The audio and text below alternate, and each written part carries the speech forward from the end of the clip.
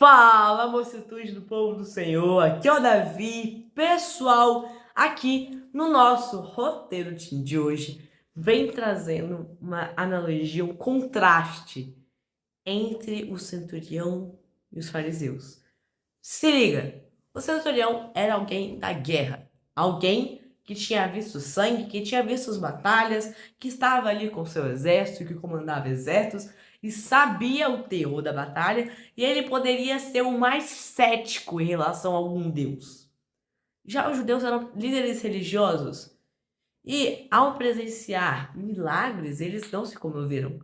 Diferente daquele centurião que já havia visto tantas mortes, por que ele iria acreditar que isso estava acontecendo milagres?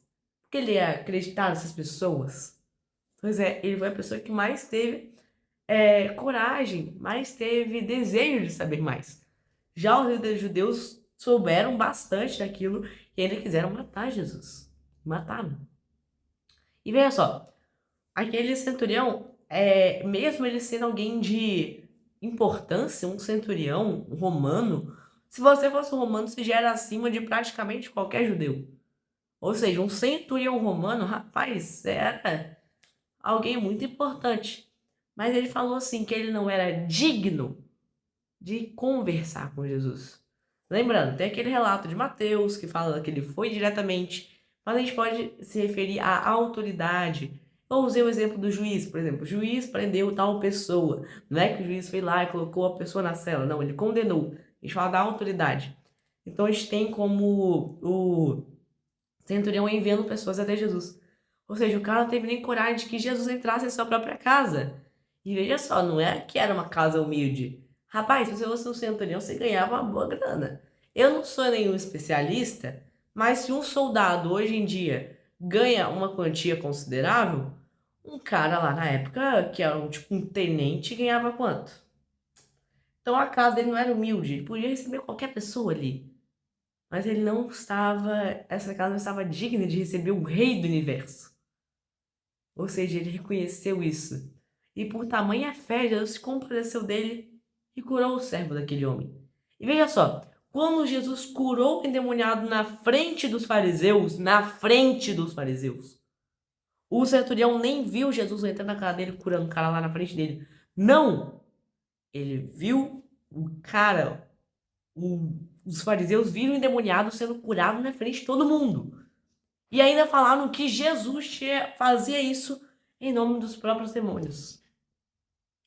Ou seja, a gente pode ver como as pessoas que não têm acesso a tamanha luz ainda podem ser mais prudentes do que os filhos da luz. Tem até um verso bíblico assim, que os filhos das trevas são mais prudentes que os filhos da luz.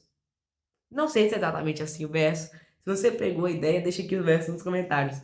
Mas, você sabe, às vezes a gente percebe que as pessoas que não têm acesso a tantas informações como a gente tem hoje, recebem a verdade com uma alegria tão grande, com esperança, com prazer. Isso que é legal. Foi isso que aconteceu com aquele centurião, ele aceitou. Tem um texto no livro O Libertador, que é o que faz a lição de hoje, que ele diz assim: em sua justiça própria, os líderes judeus recomendaram ao centurião pelos favores que ele havia prestado à nossa nação. Entretanto, o centurião disse a respeito de si mesmo: não sou digno. Ele não confiava na sua própria bondade. Sua fé se apegou a Cristo e em seu verdadeiro caráter, o amigo e salvador da humanidade. Reflita que talvez você atualmente veja algumas coisas, você possa ser mais cético em relação a isso, e cada um tem a sua opinião, mas não se permita ser como os fariseus. Tome cuidado.